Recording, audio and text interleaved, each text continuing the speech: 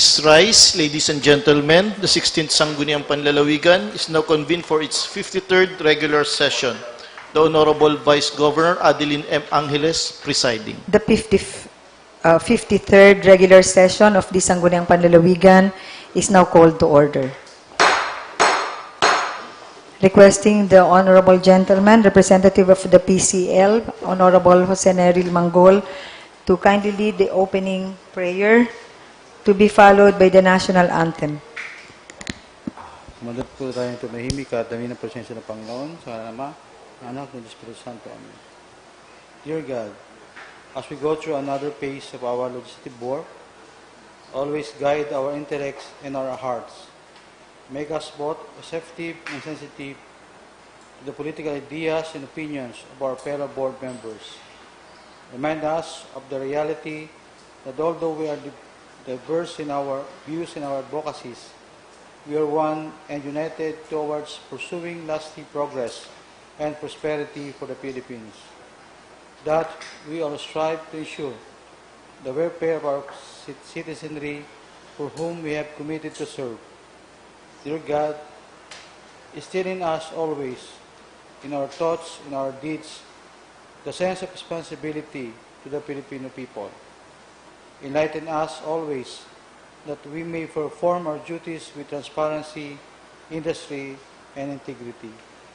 Dear God, as we go to fulfill our mandate to legislate laws aimed at uplifting lives and safeguarding the interests of our citizens, always makes us remember that all this is to make true our commitment to nation building that will eventually redound to the growth and development of Filipino nation.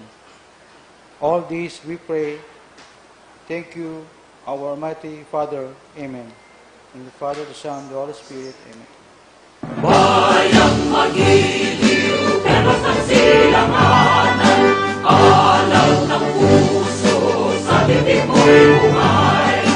Lupang hinirang, kuya ka ng magiliw, sa manlulupi, di ka masisingil, sa lalat ang bundok, sa simoy at sa langit mo kamay, nagilang ang tula at awit sa paglayang pinamahal, ang isang ng watawat mo'y nabuhay na nakikinig, ang bituin at araw niya kailan makalik ang tinig, lupa ng araw na luwag aming pagsita, kaya namin sa likod, aming ligaya na patay mamagin, at namatay ng dahil sa'yo.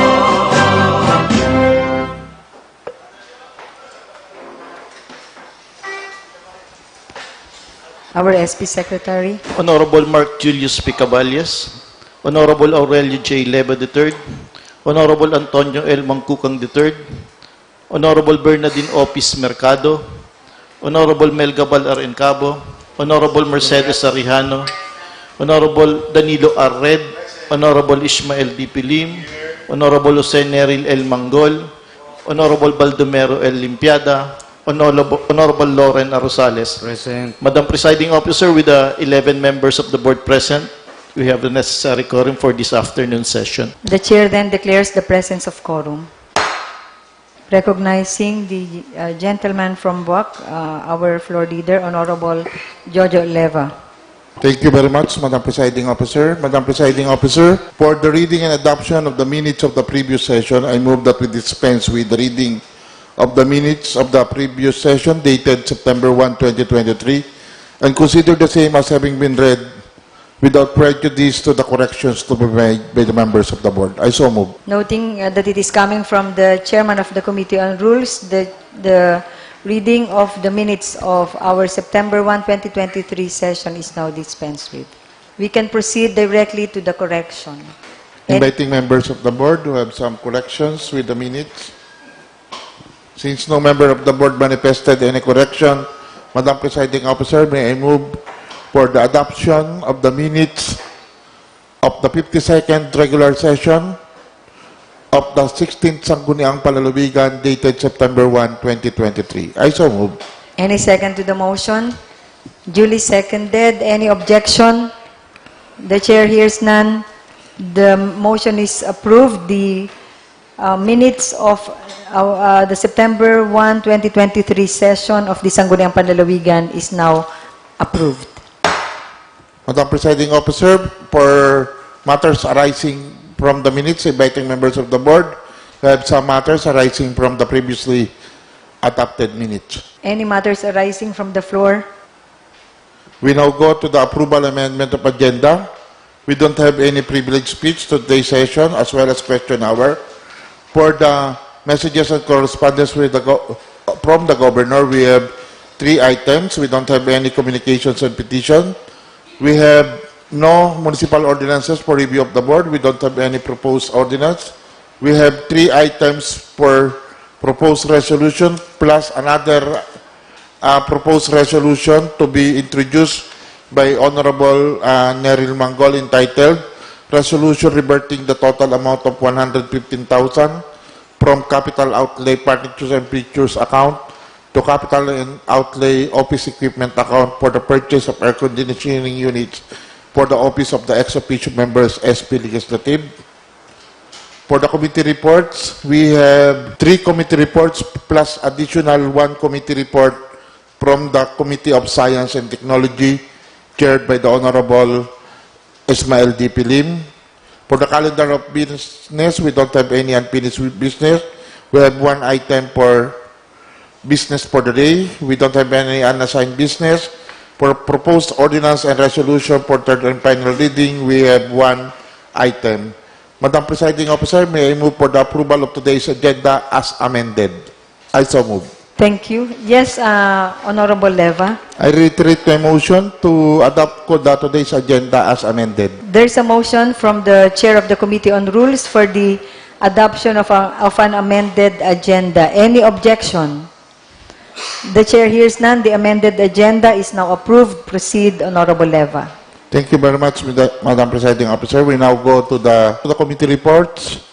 May I ask the Secretary, may I ask that we recognize the Chairperson of the Committee on Appropriation for its Chairman's report. This is with regard to the annual investment program for CY 2024.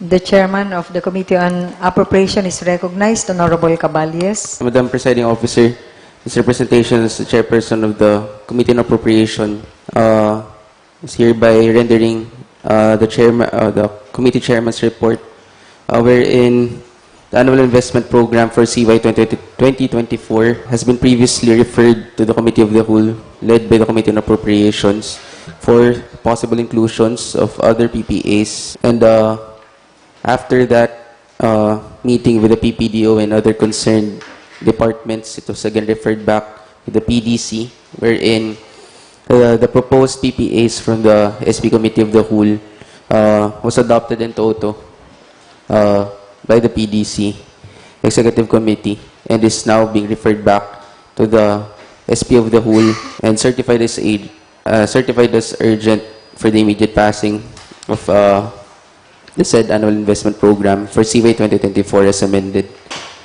The Committee of the Appropriation hereby recommends for the adoption of a resolution approving the annual investment program for CY 2024 as amended. Madam Chairperson, Madam Presiding Officer. Thank you. May the Presiding Officer be reminded, bali how much na po ang total amount natin sa AIP 2024? Do we have the revised amount already? I think the mentioned total amount as amended po, Madam Chairperson, I think around 4.5 to 5 billion for everything po. Okay, that is already inclusive of the additional Yes, ma'am.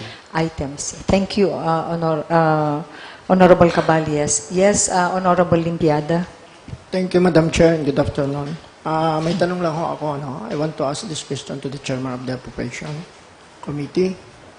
Whether the Bangka Festival ay naanabo. Because of nagkaroon ng conflict dun sa schedule ko at hindi ako naka-attend dun sa meeting nila. So, nag-decide akong mag-ano dito sa Committee of the Whole. So, Ang tanong ko lang ho kung napunduhan yung Bangka Festival. Yes po, na Sa tourism. isama po, bukod. Thank you. Okay. Thank you, Honorable Caballes. Any other clarificatory question? Yes, Honorable Leva. At tanggapin po ba ng chairperson kung magdadagdag pa po tayo ng another item? Kasi based from my conversation with some barangay officials, ay kailangan po nila ngayon na marami na naman daw po ang mga walang toilet bowls. Can we add appropriation of distribution of toilet bowls amounting to 500,000 to be included in the AIP? Honorable Caballes. Not sure po. Dahil previously po, Madam Presiding Officer, those donations were taken out of Governor Presby Velasco's donation account, and I think we need to consult first with the PPDO if that can be a valid item in the AIP, because I think it's relatively new, and I think we need to discuss it with the PPDO first. Thank you, Honorable Caballes. The presiding officer agree with Honorable Caballes that item, even without including it in the AIP, may be accommodated in the activity design of already included items, like in the donations account. Because the dilemma here is if we will include a new, yes, Honorable Leva, so... I submit to the wisdom of the chair of the Committee on Appropriation. Thank you, Honorable Leva. We'll just request the chairperson of the Committee on Appropriation to kindly consider in the subsequent dispositions the possible inclusion of that item in already included items in the AIP. So, ang magiging determining factor na lang po is the what is included in the activity design. Thank you.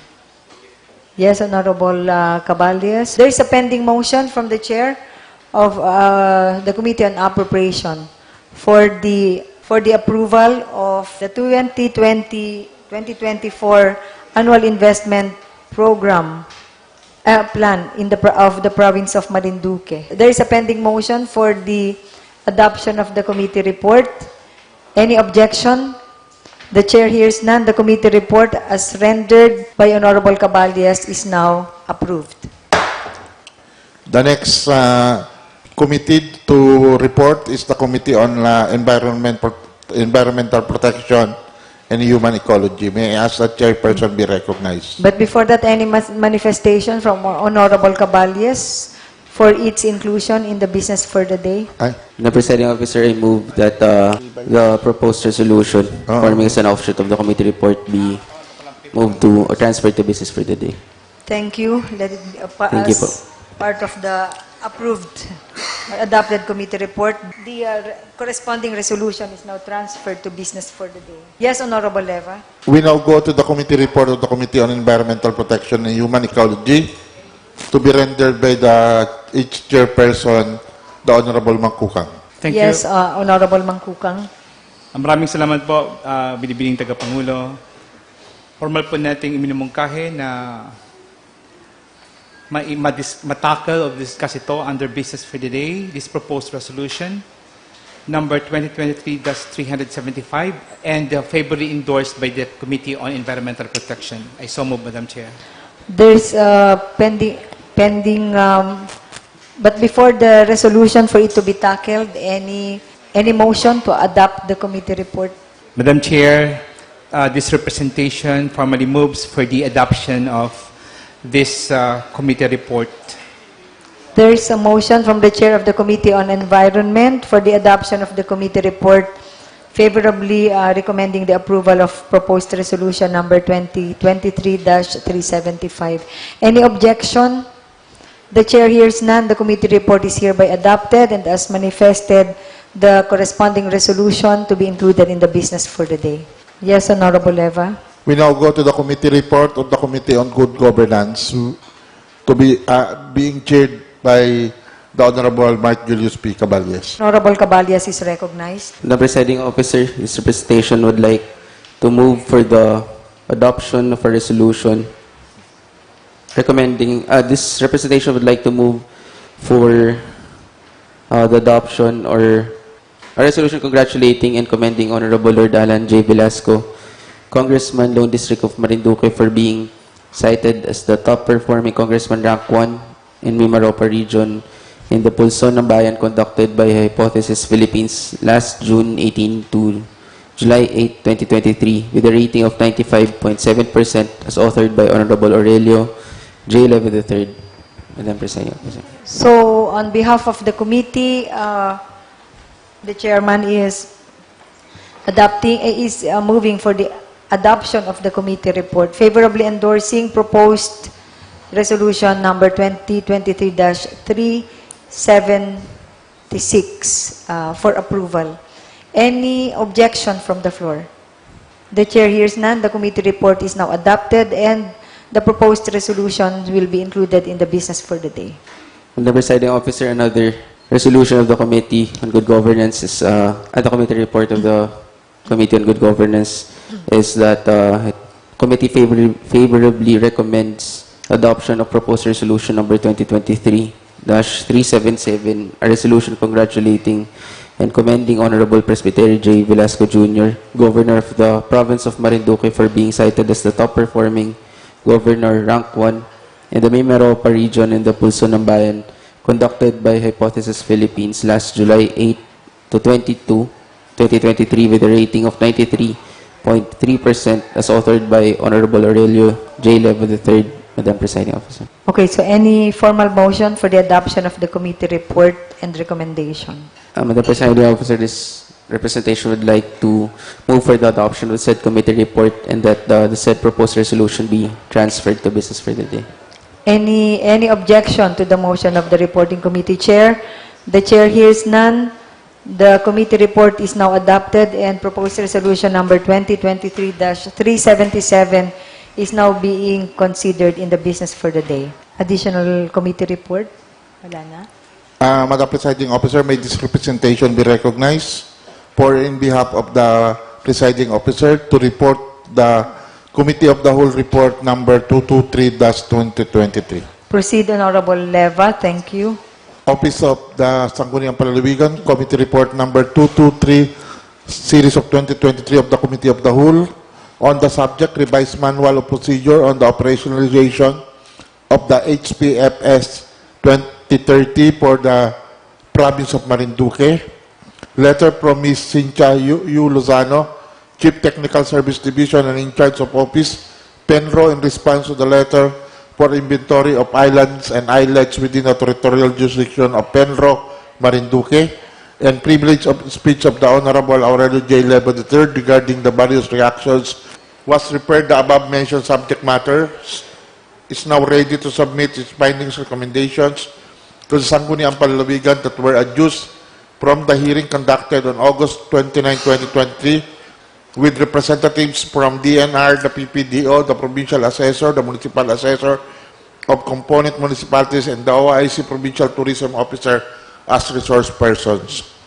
Revised Manual of Procedure of the HPFS. Upon review, the committee found the submitted revised Manual of Procedure on the operationalization of the HPFS 23 as almost no change or difference from the previously submitted Manual of Procedure of the HPFS 2030. The committee scheduled another committee hearing for the PHO to present the changes made to the said document for its consideration in accordance with the recommendation stated under Committee Report number 202, Series of 2023, which was adopted through SP Resolution number 395, Series of 2023.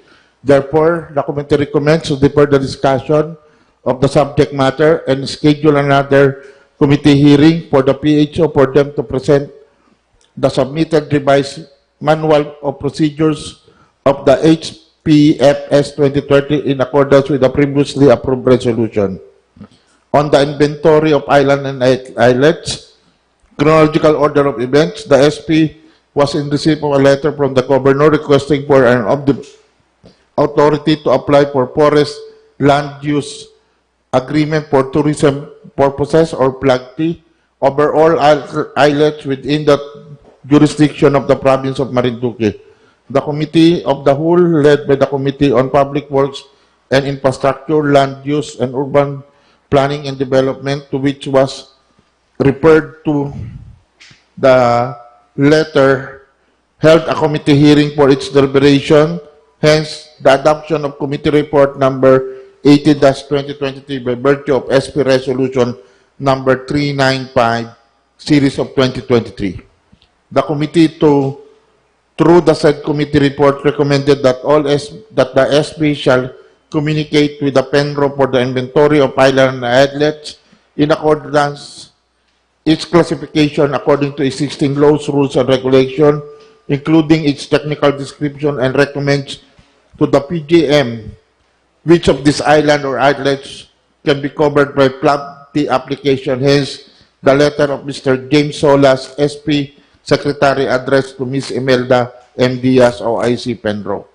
In response to the said letter, and pursuant to the recommendations set forth in the previously adopted committee report by the Committee of the Whole, was the letter from Ms. Lozano of PENRO, Marinduque, calendared on May 5 regular session of the SP and was referred to the Committee of the Whole, led by the Committee on Rules, Laws, and Ordinances.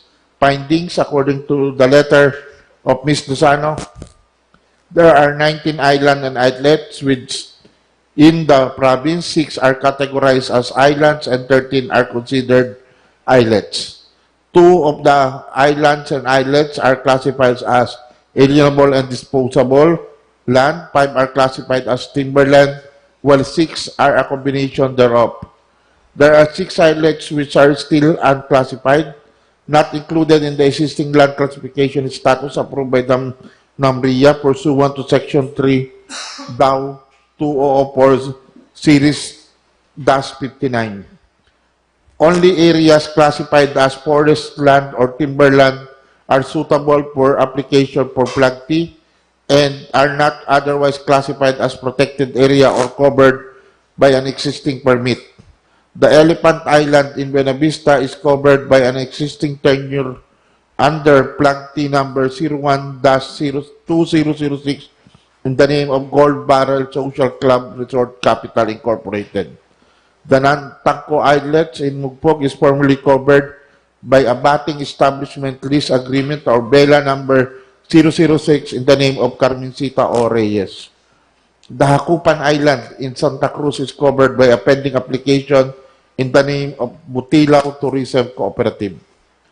According to the representative of DNR, the land area in the province of Marinduque were classified as early as November 22, 1928, pursuant to the land classification map number 789 of 1928. There are several unclassified islands and islets in the province of Marinduque. However, only the Congress has the power or authority to classify lands of public domain. Island and islets which are unclassified, classified as protected area and or covered by an existing permit, tenurial instrument issued by the DNR, or pending application for tenure are not suitable for application for PLAGT. If the forest land timberland applied for by PLAGT is bordering A and D, the adjacent owners' riparian rights will apply. There is no tenurial instrument.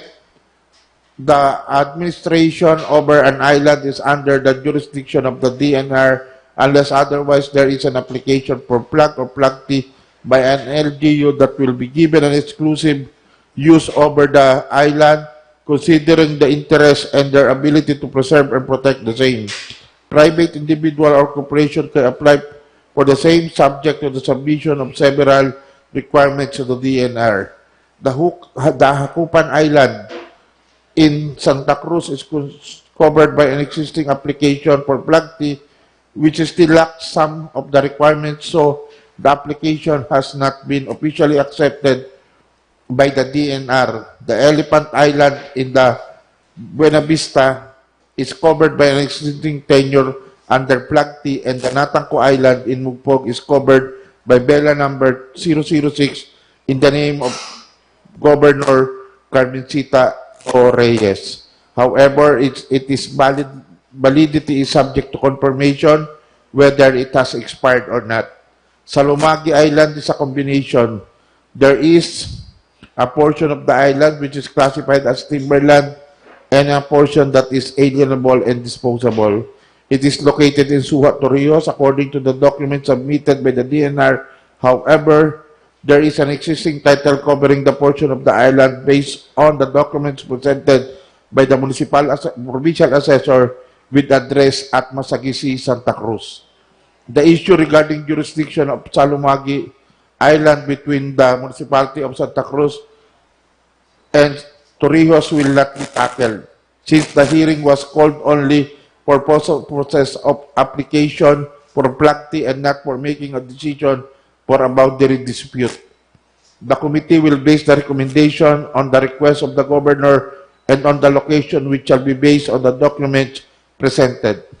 Based on the foregoing, the committee recommends for the adoption of a resolution authorizing the Honorable Governor Presbyterian J. Velasco to apply for forest land use agreement for tourism purposes over the island and islets classified as timberland and or the island and islets with portion classified as timberland with the jurisdiction of the province of Marinduque, namely Hakupan, Santa Cruz, Marinduque, 4.652 hectares islet timberland. Banot, Santa Cruz. Polo, Santa Cruz. Salumagi, Suha, Torrijos, Marinduque. Hidalgo, Mogpog, Marinduque. Santa Cruz, Mogpog, Marinduque. Melchor, Gasan, Marinduque.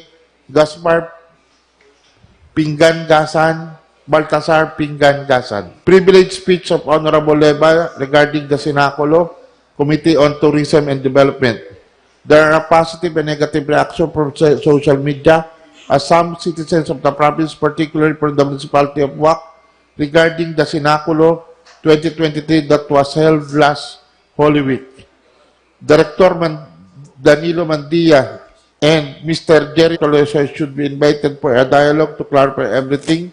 Recommendations, Madam Presiding Officer, may I continue? Yes, proceed, Honorable Leva. Based therefrom, the committee hereby recommends the following: that the broad stroke planning be done by PTCO relative to the activities that will be done in preparation for the upcoming Holy Week 2024, especially the Sinaculo target will be on October 2023. That the activity design be presented to the executive, furnishing the same to the Sangguniang Panlalawigan for its consideration. That a dialogue with various stakeholders where the plans and programs for the Holy Week will be presented should be done for their information and also to gather their reaction, comments, and suggestions. Respectfully submitted, Honorable Adeline M. Angeles, Vice Chairperson, Honorable Mark Julius P. Caballes, yours truly, Honorable Antonio L. Mangkukang, Honorable Bernardine E. Opis Mercado, Honorable Melgabal R. Incabo, Honorable Mercedes Ariano, Honorable Danilo R. Red, Honorable Ismael D. Pilim, Honorable Jose Nerel L. Mangol, Honorable Baldomero L. Limpiada, and Honorable Roland R. Rosales. Madam Presiding Officer, this representation, together with the members of the committee, prays for the adoption of this committee report. Yes, any clarification? Yes, Honorable Lim. Before the adoption, Madam Chair, there is a conflict on the committee report with the reference to item number 2, item number 3, and number 4, wherein it states that Salumagi Island is a combination there, and our portion of the island which is classified as timberland, and portion data A and D. It is located in Suha, Torrijos, Marinduque, according to the document submitted by the DNR. However, there is an existing and title covering the portion of the island based on the documents presented by the provincial assessor and with the address of at Masagisi, Santa Cruz, Marinduque. And number 4, the issue regarding jurisdiction over Salomagi Island between the municipality of Santa Cruz and Torrijos will not be tackled since there was a called only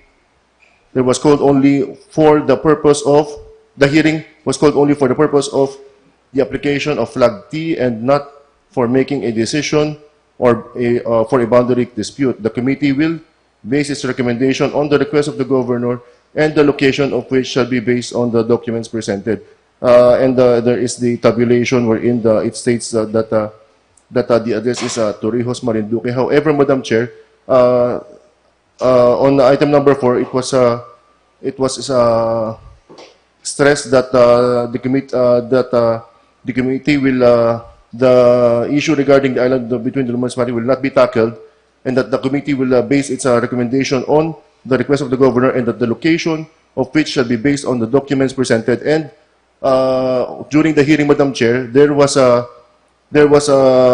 document presented by the assessor that states otherwise, contrary to the document presented. So, Madam Chair, and according to the assessor himself, that it shall govern.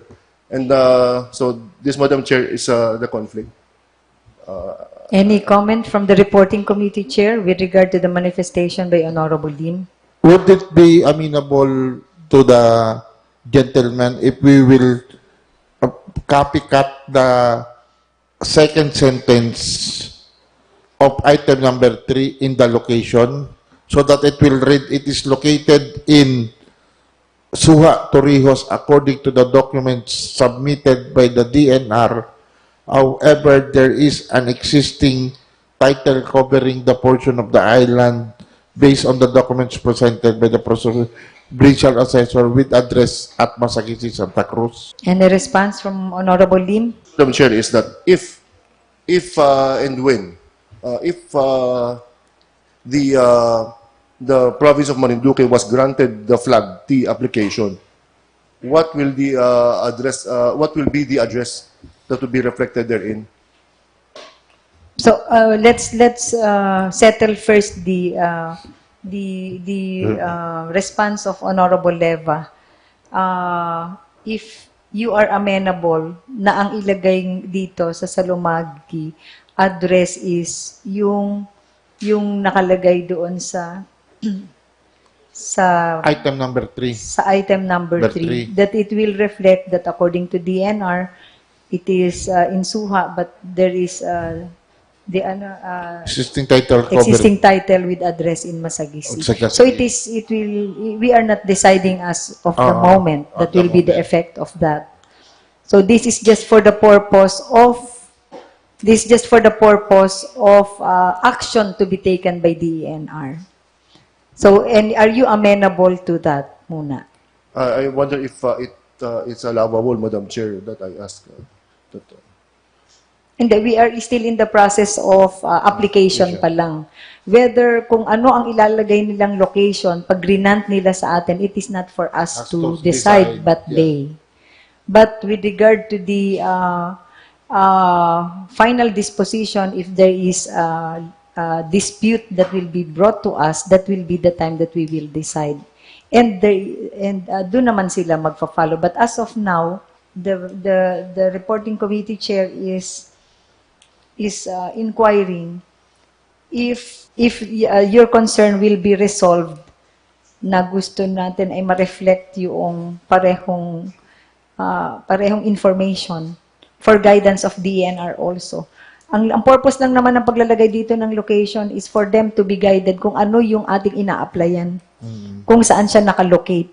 And as of now, ang sinasabi natin, yung ina-applyan natin sa Salumagi is according to their document, SUHA, but according to some other documents, particularly the TCT tax declaration is part of Santa Cruz.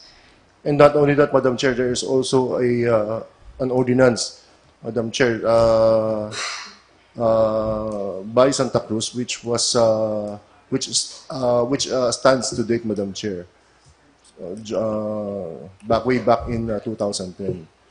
We can also add that as an added information Madam I'm not Chair. sure, I'm not sure, Madam Chair, as to the exact year, but this way. But again, as you have mentioned, it is not for us to decide doon sa plug application, but it is the issuing office, which is the DNR.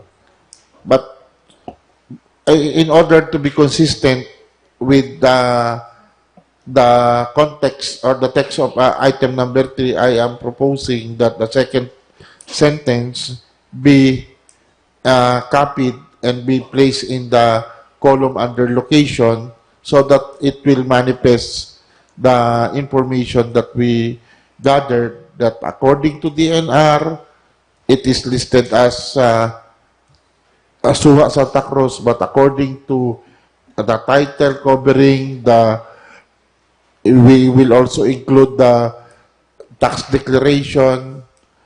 It is the document presented by the assessor or taxation. It has an address of Massachusetts Santa Cruz, as well as there is an existing ordinance in the municipality of Santa Cruz, municipal ordinance number so and so. Duly submitted to the duly submitted declaring the same as within the municipality of Santa Cruz. If that is acceptable to the gentleman from Santa Cruz. The presiding officer will just want to clarify na yung address dito ay address ng ating ina-applyang island. So Yes. siguro po yung manifestation na however according to Santa Cruz, ang i-mention natin doon is however there is a portion of it is also A&D with TCT na ang cover na is Santa Cruz. Ang address is Santa Cruz. Kasi baka dito ma-question po tayo na yung location niya, sinasabi natin ay Santa Cruz because it is covered by TCT. Ang covered ng TCT is the A&D, that portion of the islet. Pero ang ating ina-applyan is the timberland portion of the islet, which is not covered by the TCT. So, kailangan ma-reflect lang yon kasi baka ma-reject agad tayo kasi covered, baka magkaroon ng impression ang ina-applyan natin is covered by TCT. However, Madam Chair, if I may. Yes, Honorable Lim. Madam Chair, the ordinance, Madam Chair, of Santa Cruz way back then was also covers not just the A&D but the entirety of the island. But can an ordinance of a municipal declaring such a tract of land is sufficient enough to declare the same? It was not overruled, Madam Chair. That's why it Ay, stands. sa ano po kaya? Kasi ang may ano po niyan is the DNR. Kung ano po kaya ang ano ng DNR dito? It was not overruled, Madam Chair, as far as the Sangguniang Panlalawigan is concerned. That's why it stands, Madam Chair. Okay, I think as far as the presiding officer is, we did not discuss much about the ordinance. Yes. So unless the presiding, maybe our secretariat, if we will consider that in the discussion, then it will be prudent for each and every one of us to be able to read that ordinance and understand also the implication or what really happened to that ordinance and the implication of yung binabanggit na it was not overruled. Madam Chair, this representation raised it during the committee hearing. However, we made no other actions that to determine have ourselves be further informed of what was mentioned during the hearing, and now here we are. Okay, with that manifestation, Honorable the reporting committee chair, would you like to proceed with the committee report and recommendation for or further consider additional information for discussion? Madam Presiding Officer, can we just approve item number 1 and 3 and reconsider item 2 further? Okay. It's up to the formal motion and So I move that we adopt the recommendations in item number 1 and item number 3. Likewise, item number 2 is for further reconsideration. I would also have some manifestation with regards to the land classification status. Madam Presiding Officer, may I reiterate my previous motion that we just approve item number 1 and item number 3, and we further referred to the committee of the whole item number 2. Okay, so that will be an amendment to your committee report, Honorable Yes, Reva. Madam Chair. So there is a motion to adopt the committee report without the recommendation on the subject matter number 2. Including the discussion, meaning to say, Madam Presiding Officer, we will delete The recommendation. from the chronological order up to the recommendation. We will just deal on the reporting on items number 1 and 3. Okay, so that will be the amendment to the committee report. It will just cover 2 subject matters. Yes, Madam Okay. Chair. Thank you, Honorable Leva. So for the record, the chairperson is reconsidering or reconsidered the reporting on the subject matter related to the application for flag tea on some islets. And maybe maganda rin ho na maisama sana, Honorable Leva, sa susunod yung possibility na recommendation din na mag-request sa Congress through Honorable Velasco to reclassify islands and islets that are still unclassified. Okay. Thank you, Honorable Leva. So there is a pending motion for the adoption of the committee report as with amendment. Any objection? The chair hears none. The committee report as amended is now adopted. Just a query to the reporting committee chair. The recommendation on the Senaculo issues, how are we going to implement this? We will just furnish a copy of the committee report, the concerned agencies and offices. The tourism office. Yes, Okay, requesting our good secretary to furnish the Provincial Tourism Office copy of the committee report highlighting the recommendations on related to their for their dispositions. Okay, thank you. Okay, Madam Presiding Officer, may I ask that we recognize the chairperson of the Committee on Disaster Risk Reduction and Management for the Joint Committee report up to 4 series of 2023 of the Joint Committee on DRRM and the Committee on Rules, Laws, and Ordinances. Okay, the chairperson of the Committee on DRRM, Honorable Lim, is recognized. Thank you, Madam Chair. Good afternoon, our Majority Floor Leader, my colleagues. With the indulgence of the body, Madam Chair, I present here with Committee Report number 224-2023, Committee on the Disaster Risk Reduction and Management, with the subject request of the Governor for an authority to enter into a Memorandum of Understanding MOU between the Provincial Government of Marinduque, PGM, through the Provincial Disaster Risk Reduction and Management Council, PDRRMC, and the civil society organizations, private construction companies, and volunteer groups for the establishment of a framework for cooperation between PGO, PDRRMO, and the stakeholders, Madam Chair.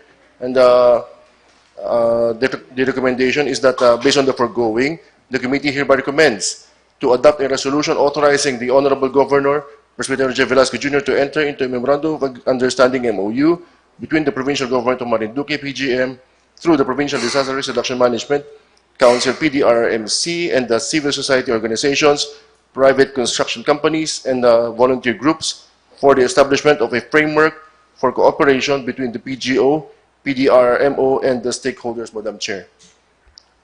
Respectfully submitted, Ismael D.P. Lim, Chairperson, Antonio L. Mangkukong III, Vice Chairperson, Bernardine Office Mercado, Member, Mercedes Arejano, Member, Baldomero Limpiada, Member, concurred by Adeline M. Angeles, Vice Governor and Ex Officio Member.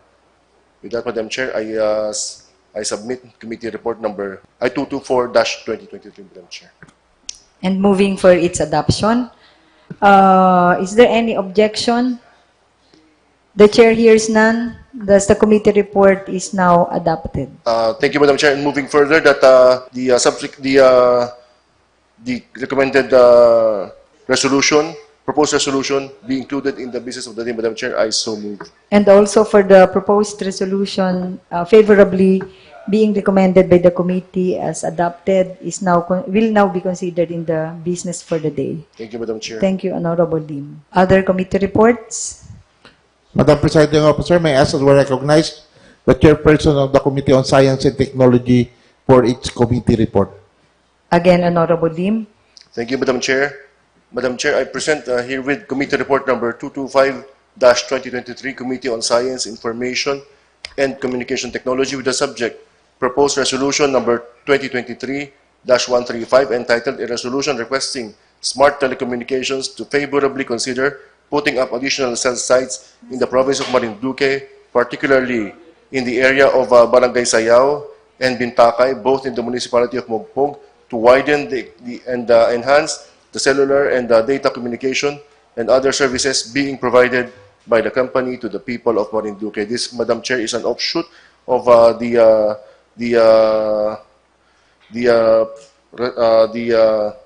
proposed measure of Honorable Dindin Opis Mercado, and the committee recommends that the favorable consideration and approval of proposed resolution number 2023-135, entitled Resolution Requesting Smart Communications to Favorably Consider Putting Up Additional Cell Sites in the Province of Marinduque, particularly in the area of Barangay Sayao and Bintakay, both in the municipality of Mogpog, to widen and enhance the cellular and data communication and other services being provided by the company to the people of Marinduque. Respectfully submitted, Ismael D.P. Lim, Chairperson; Mel Gabal R. Encabo, Vice Chairperson; Mark Julius P. Cabales, Member; Danilo R. Red, Member; Bernardine Opis Mercado, Member; concurred by Adeline M. Angeles, Vice Governor, ex officio Member. Madam Chair, the committee report number 225-2023, I submit, Madam Chair, for adoption. I so move. There is a motion for the adoption of the committee report as rendered. Any objection? Hearing none, the committee report is now adopted. The corresponding proposed resolution number 2023-135 will be considered in the business for the day. Thank you, Madam Chair. Thank you, Honorable Lim. That closes the committee reports. Madam Chair, we now go to the calendar of business. We don't have any unfinished business. For the business for the day, the first item of the business for the day is the accompanying resolution of the Committee on Appropriation. May we ask the whereabouts of the chairperson? Madam Presiding Officer, may I ask for reconsideration? There is one item for the committee report that has been left out. May I ask that we recognize the chairperson of the Committee on Appropriation for its committee report. Yes, Honorable Caballes. Madam Presiding Officer, the Committee on Appropriations favorably recommends the adoption of a resolution reverting the total amount of 115,000 from the capital outlay furnitures and fixtures account to capital outlay office equipment account for the purchase of air conditioning units for the office of the ex officio members SP Legislative. Madam Presiding Officer. Thank you, Honorable Caballes. And is there any formal motion for the adoption of the report and recommendation? Madam Presiding Officer, I move for the adoption of this committee report and that the corresponding resolution be transferred to business for the day. Thank you. Any objection? Hearing none, the committee report as rendered is now adopted, and the endorsed proposed resolution is now being transferred in business for the day. Thank you. Madam Presiding Officer, that closes our committee report. We now go to the calendar of business. We don't have any unfinished business. For the business for the day, the first item in the business for the day is the accompanying resolution of the committee report of the chairperson of the Committee on Appropriation.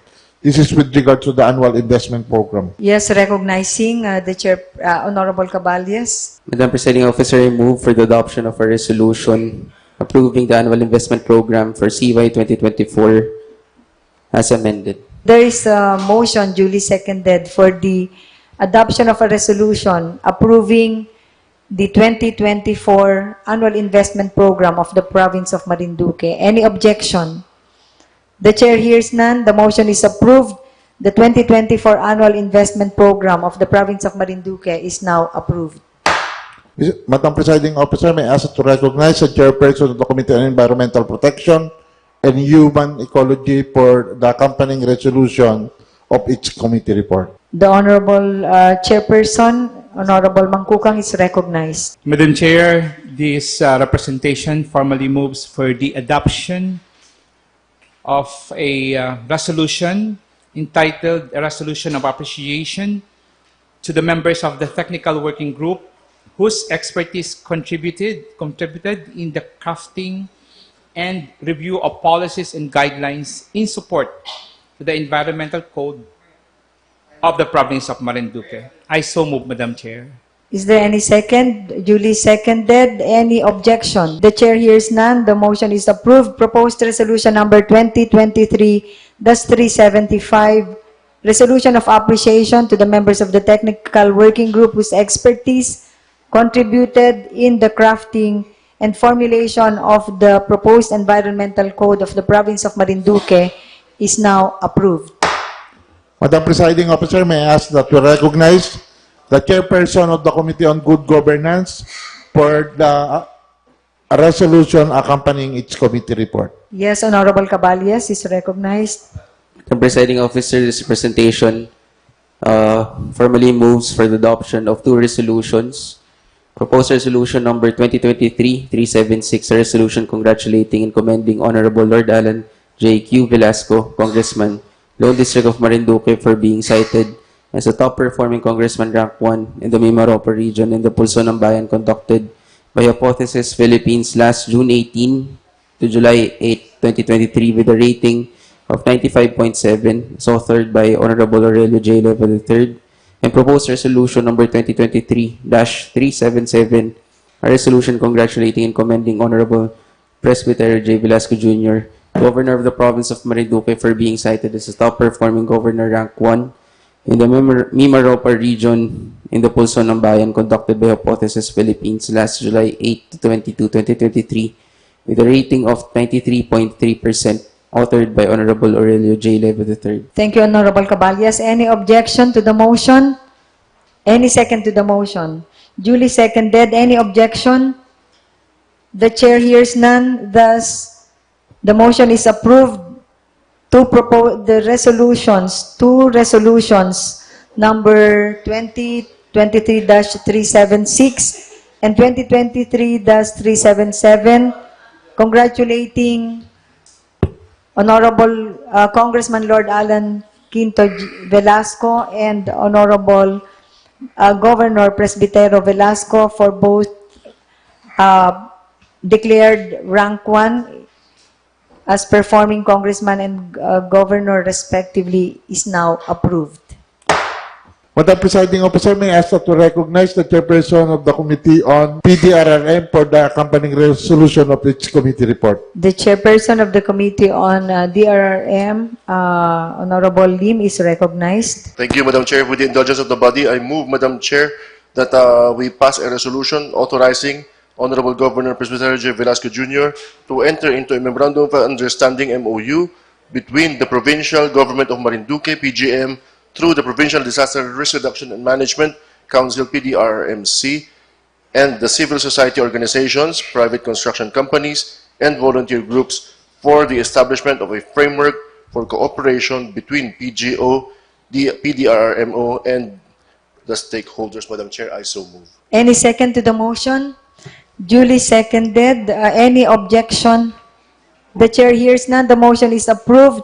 The proposed resolution authorizing the Honorable Governor Presbytero Velasco Jr. to enter into MOU between the Provincial Government of Marinduque through the Provincial Disaster Risk Reduction and Management Council and civil society organizations, private construction companies, and volunteer groups for the establishment of a framework for cooperation between the PGO, PDRRMO, and stakeholders is now approved. Madam Presiding Officer, may I ask that to recognize the Chairperson of the Committee on Science and Information Technology for the accompanying resolution of each committee report. Again, Honorable Lim. Thank you, Madam Chair. With the indulgence of the body, Madam Chair, I move that we pass a resolution requesting Smart Communications to favorably consider putting up additional cell sites in the province of Marinduque, particularly in the area of Barangay Sayao and Bintakay, both in the municipality of Mogpog, to widen and enhance the cellular and data communications and other services being provided by the company to the people of Marinduque. Madam Chair, I so move. Is there any second to the motion? Duly seconded. Any objection? The chair hears none. Thus, the motion is approved. Proposed resolution number 2023-135, entitled Resolution Requesting Smart Communications to favorably consider putting up additional cell sites in the province of Marinduque, particularly in the area of Barangays Sayao and Bintakay, both in the municipality of Mogpog, to widen and enhance the cellular and data communication and other services being provided by the company to the people of Marinduque is now approved.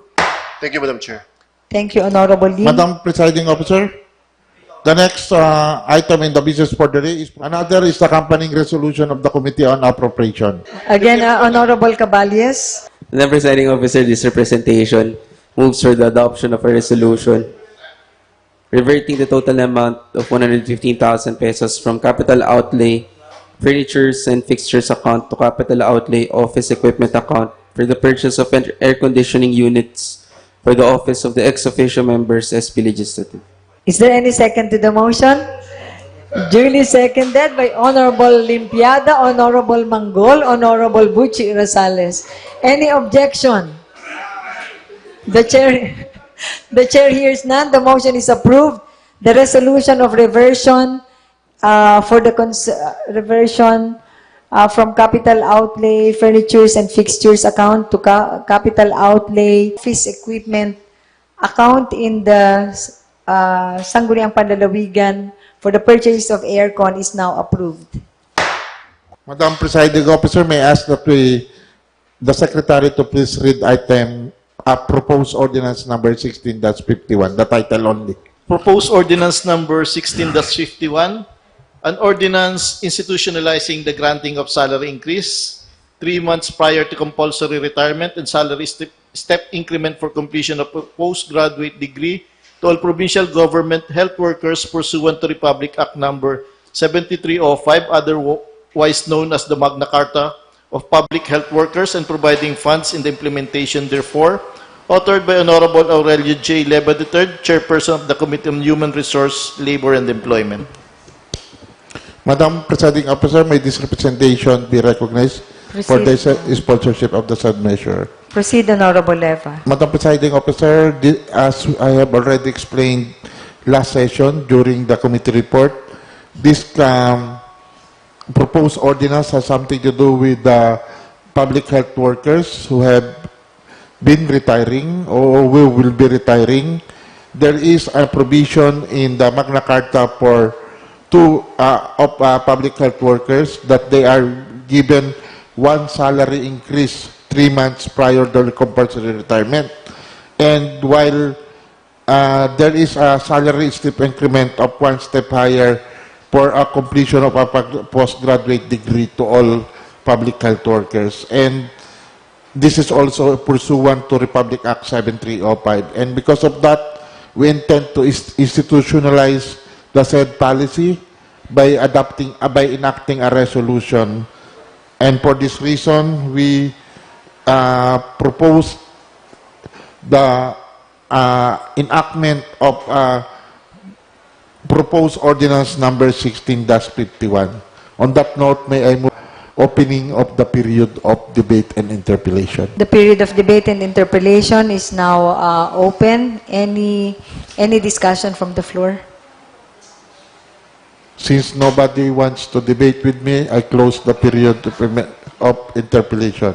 The period of interpellation and debate is now closed. I move for the period of amendment. Any amendment from the floor?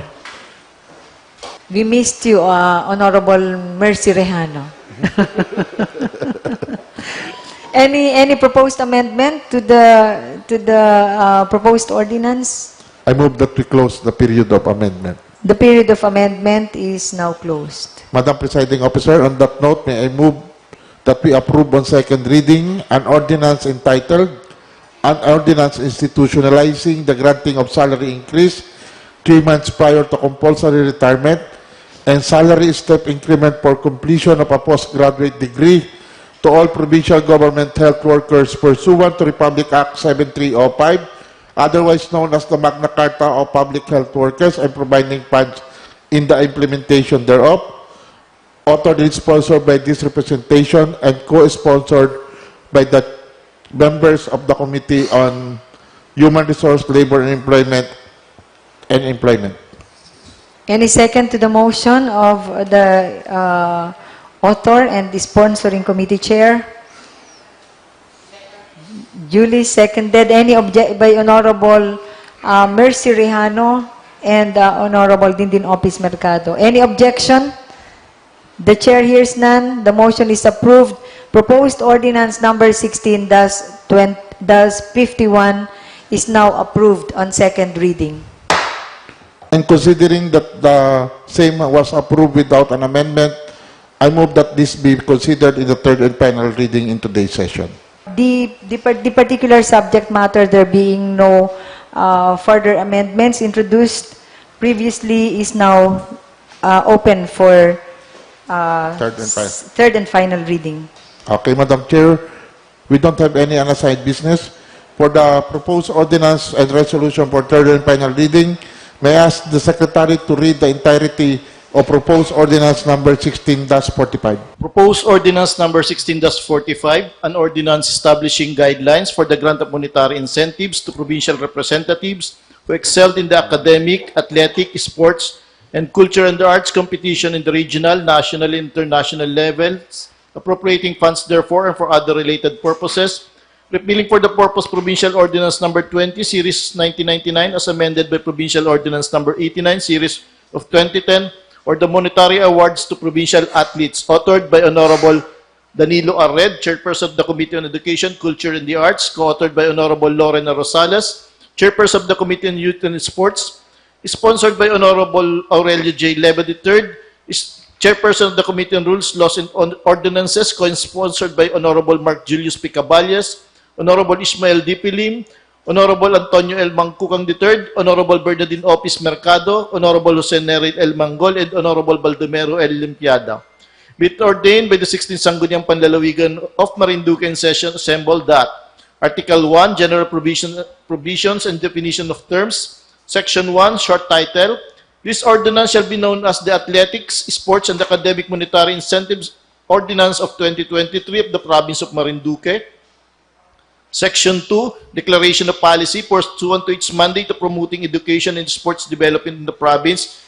It is hereby declared the policy of the provincial government of Marinduque to recognize and reward provincial representatives who excelled in various academics, athletics, and sports competitions in the regional, national, and international levels by way of giving monetary incentives for bringing pride, honor, and prestige to the province. This will also serve as motivating factor that would encourage students and individuals to participate more in academic and athletics and sports competition. The PGM shall likewise ensure the participation and collaboration of educational institutions, private sectors, and civil society organizations in the development of education and sports in the province that are both important in the holistic development of individuals, particularly the youth.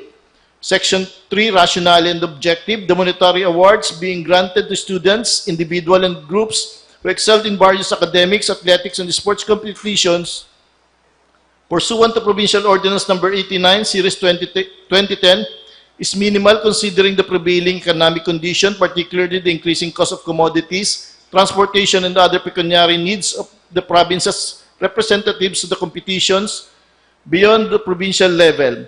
Hence, the need to increase the said monetary awards, not just as a form of incentive, but also as a motivating factor for students, athletes, as well as their coaches, and to let them feel the support of the provincial government.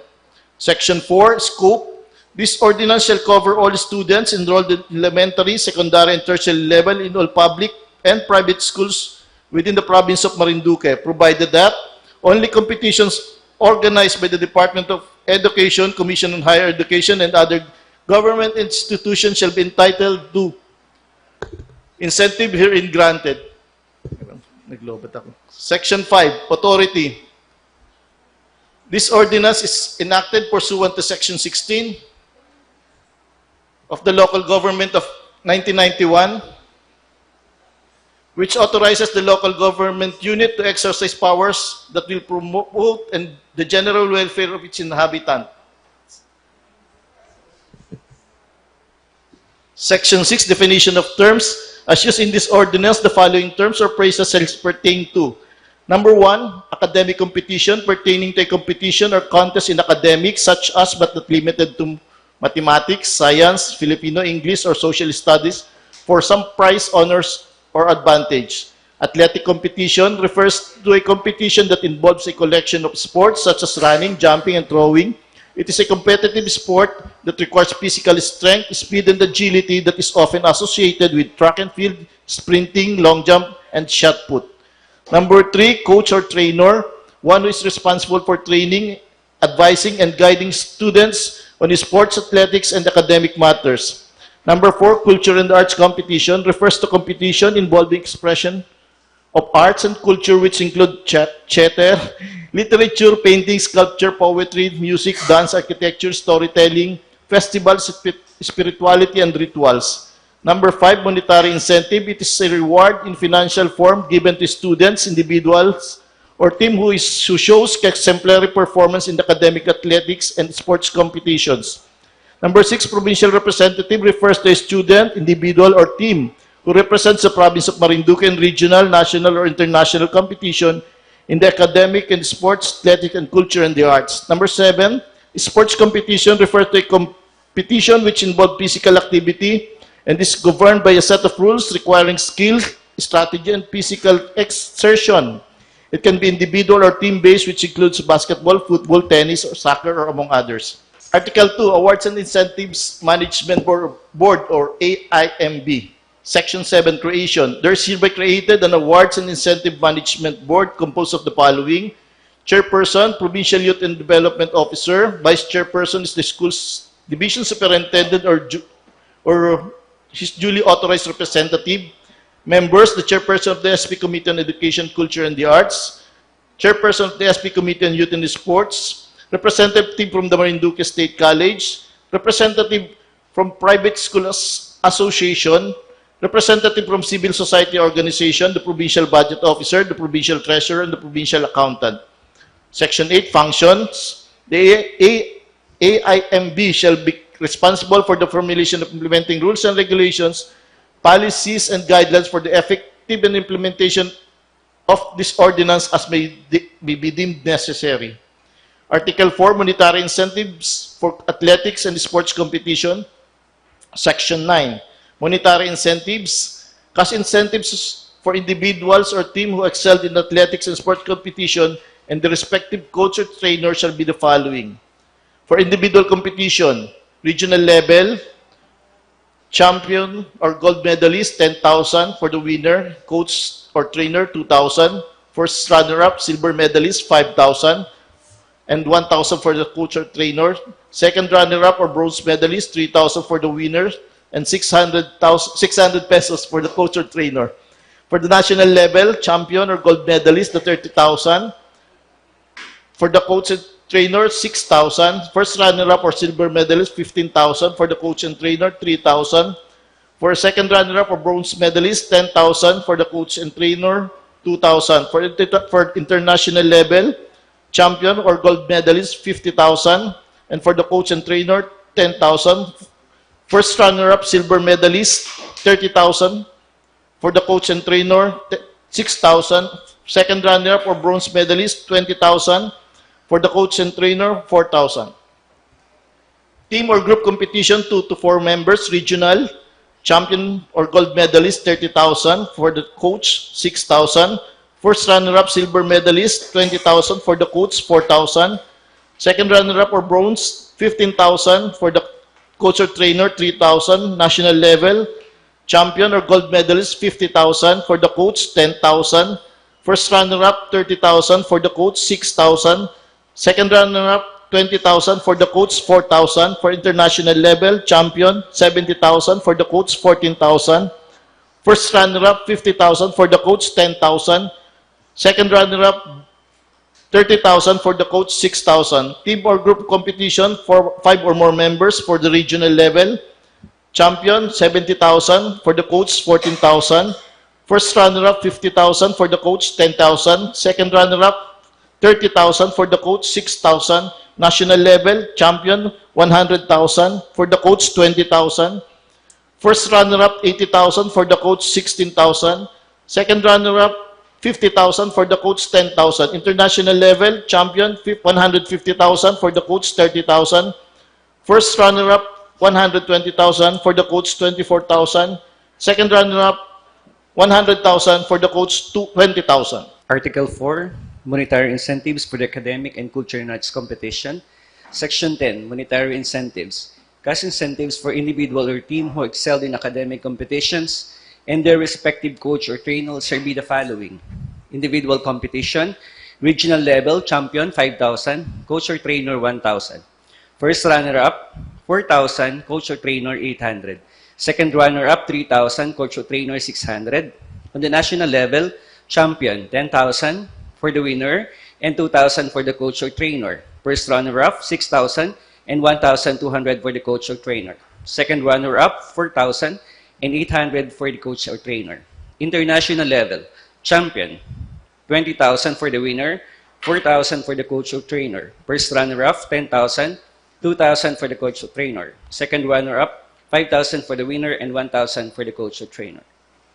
Team or group competition, regional level, champion, 10,000 for the winner and 2,000 for the coach or trainer. First runner-up, 8,000 pesos and 1,600 for the coach or trainer. Second runner-up, 6,000 for the winner and 1,200 for the coach or trainer. National level, champion, 20,000 for the winner and 4,000 for the coach or trainer. First runner-up, 15,000 for the winner and 3,000 for the coach or trainer. Second runner-up, 10,000 for the winner and 2,000 for the coach or trainer. International level, champion, 30,000 for the winner and 6,000 for the coach or trainer. First runner-up, 25,000 and 5,000 for the coach or trainer. And second runner-up, 20,000 for the winner and 4,000 pesos for the coach or trainer. Article 5, Common Provisions. Section 12, Financial Assistance prior to competition. In case wherein there is no available funds from the respective school or college to support the provincial representative as certified by the respective school's head, the PGM may grant financial assistance subject to the following limitations and upon the recommendation of the ANB to it. Regional level, A, for individual representation, shall not be more than 3,000 pesos. For group representation, shall not be more than 5,000 pesos. National level, for individual representation, shall not be more than 5,000 pesos, and for group representation, shall not be more than 7,000 pesos. International level, for individual representation, shall not be more than 10,000 pesos, and for group representation, shall not be more than 20,000 pesos. Section 12, Manner of granting the cash incentives. A, prior to the competition, the head of the respective school or college shall submit to the office of the local chief executive through the provincial youth development office the official list of the students and coaches or trainers who will represent the province in the regional, national, or international competition. After the competition, the coach or trainer shall submit to the office of the local chief executive through the PYDO the list of winning students in the respective categories within 30 days after the competition. Section 13, Appropriations. For the implementation of this ordinance, the amount of 1 million pesos shall be appropriated annually under the office of the governor, subject to the accounting and auditing procedures, rules, and regulations. Section 14, Implementation.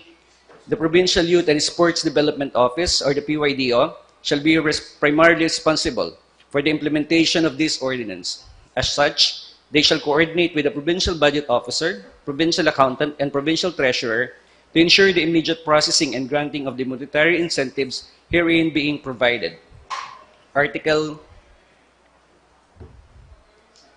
6, Final Provisions. Section 15, Repealing Clause. Provincial Ordinance Number 20, Series of 1999, as amended by Provincial Ordinance Number 89, Series of 2010, and all other ordinances, executive orders, or other issuances which are inconsistent or in conflict with the provisions of this ordinance are hereby amended, modified, or repealed accordingly. Section 16, Separability Clause. If any part or provision of this ordinance is held unconstitutional or invalid, other parts or provision thereof which are not affected thereby shall remain valid and continue to be in full force and effect. Section 17, effectivity. This ordinance shall take effect upon compliance to the posting requirement under the Local Government Code of 1991.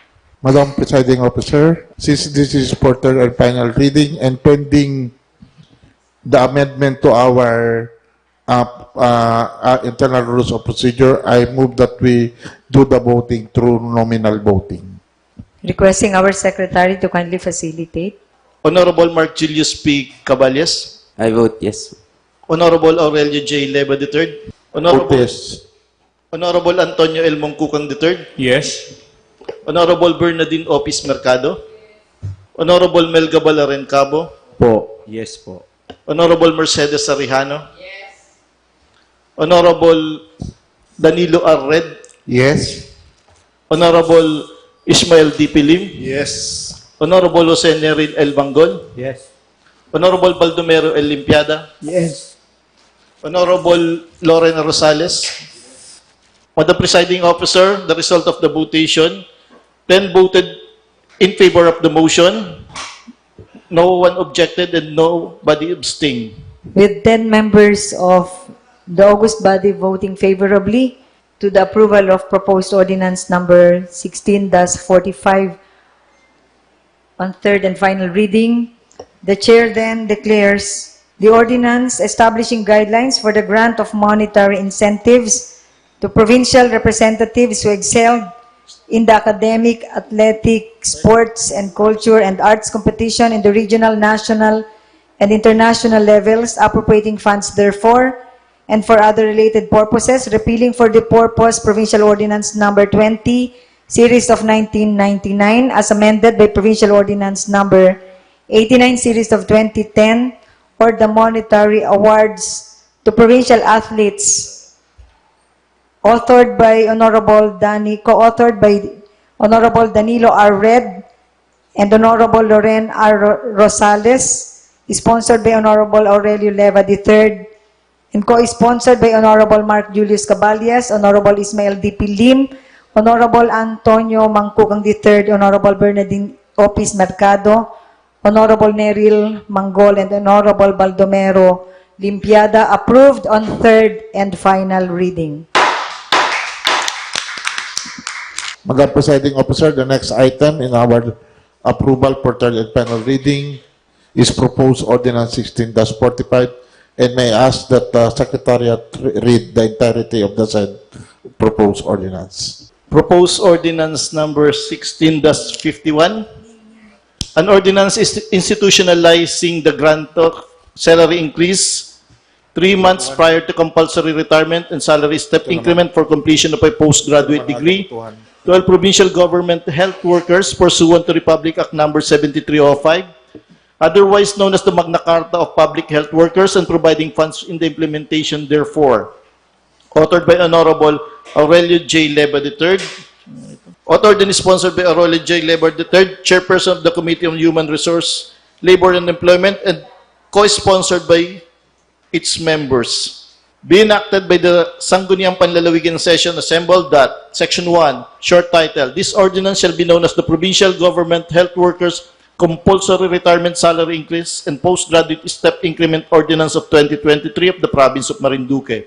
Section 2, Declaration of Policy, the Provincial Government of Marinduque shall instill health consciousness among its people to effectively carry out health programs and projects of the government essential for the growth and health of the province. Towards this end, this ordinance aims to, letter A, promote and improve social and economic well-being of the health workers, their living and working conditions and terms of employment. Letter B, to develop their skills and capabilities in order that they will be more responsive and better equipped to deliver health projects and programs. And letter C, to encourage those with proper qualification and excellent abilities to join and remain in the government service. Section 3, definition. For purposes of this ordinance, health workers shall mean all persons who are engaged in health and health-related work, and all persons employed in all hospitals, sanitaria, health infirmaries, health centers, rural health units, barangay health stations, clinics, and other related establishments owned and operated by the provincial government of Marinduque, and shall include medical, allied health, professional, administrative, and support personnel employed regardless of their employment status unless otherwise provided for in this ordinance. Section 4, highest basic salary upon retirement. 3 months prior to compulsory retirement, the public health worker shall automatically be granted one salary range of, or grade higher than his or her basic salary, and his or her retirement benefits thereafter computed on the basis of his or her highest salary, provided that he or she has reached the age and fulfilled service requirements under existing laws. Provided further that individual requests to the Sangguniang Panlalawigan for the grant of one salary range or grade higher shall no longer be necessary upon approval of this ordinance. Section 5, salary step increment for completion of a postgraduate, a public health worker who holds a position in the agency plantilla and who completes masteral or doctoral degree related to the performance of the duties and responsibilities of his or her position after at least 2 years or more of service as public health workers shall be entitled to one salary step increase to be integrated into basic salary in recognition of his or her efforts towards professional advancement, provided that the grant of such one salary step increment shall not be more often than every 2 years, provided further that the individual request to the Sangguniang Panlalawigan for the grant of salary step increment for the completion of a postgraduate shall no longer be necessary upon approval of this ordinance. Section 6, implementation guidelines. The implementation of this ordinance shall be guided by the pertinent provision of the Joint Circular Number 1, Series 2012 of the Department of Budget and Management and the Department of Health, rules and regulations on the grant of compensation-related Magna Carta benefits to public health workers. Section 7, the amount herein required shall be charged against the annual budget of the provincial government of Marinduque, and such amount shall be given priority appropriation and shall be integrated in the annual budgetary allocation. Section 8, repealing clause, all ordinances inconsistent with the provision of this ordinance are hereby repealed, modified, or amended accordingly. Section 9, separability clause, if for any reason any part of this ordinance shall be declared unconstitutional or invalid, the other parts or provision hereof which are not affected thereby shall stand and remain in full force and effect. Section 10, this ordinance shall take effect January 1, 2023. Madam Presiding Officer, may I move that we do the voting through nominal voting? Kindly facilitate our secretary. Honorable Mark Julius P. Caballas. I vote yes. Honorable Aurelio J. Leva III. I vote secretly. Honorable Antonio L. Mangkukang III. Yes. Honorable Bernardine Opis Mercado. Honorable Melga Balaring Cabo. Yes. Honorable Mercedes Arihano. Honorable Danilo Arred. Honorable Ismael D. Pilim. Honorable Jose Neril L. Manggol. Honorable Baldomero L. Limpiada. Honorable Lorena Rosales. Yes. Madam Presiding Officer, the result of the nominal voting, 11 voted in favor of the motion, no one objected, and nobody abstained.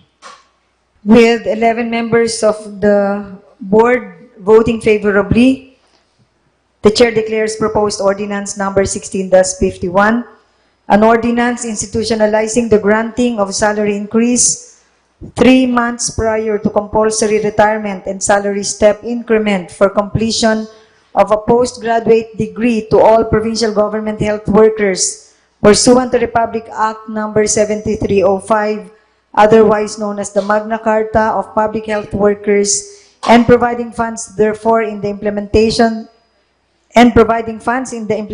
therefore, authored by Honorable Aurelio J. Leva III, sponsored by Honorable Aurelio Leva III, Honorable Mark Julius Caballas, Honorable Bernardine Opis Mercado, Honorable Jose Neril Manggol, and Honorable Mercedes Rejano, now approved on third and final reading.